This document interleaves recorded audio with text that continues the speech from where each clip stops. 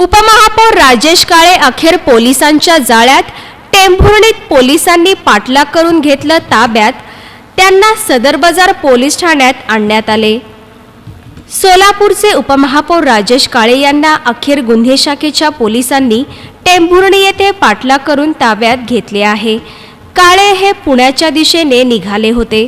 उपमहापौर राजेश काळे यांच्यावर 29 डिसेंबर रोजी सदर बाजार पोलीस ठाण्यात गुन्हा दाखल झाला होता।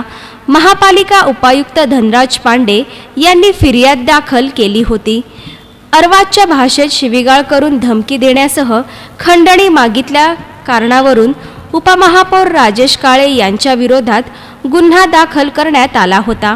राजेश काळे हे फरार होते। अखेर आज त्यांना अटक झाली। पोलीस तपासात काळेंबाबत अधिक माहिती समोर येईल। पुण्याकडे जात असताना टेंभुर्णी हायवेवर पाठलाग करून पोलीस उपनिरीक्षक संदीप शिंदे, पोलीस उपनिरीक्षक सचिन बंडगर व त्यांच्या पथकाने मोठ्या शिताफीने पकडले। सदरची कामगिरी पोलीस आयुक्त अंकुश शिंदे, उपायुक्त गुन्हे बापू बांगर, सहाय्यक पोलीस आयुक्त अभय डोंगरे, गुन्हे शाखेचे वरिष्ठ पोलीस निरीक्षक संजय साळुंखे यांच्या मार्गदर्शनाखाली करण्यात आली आहे।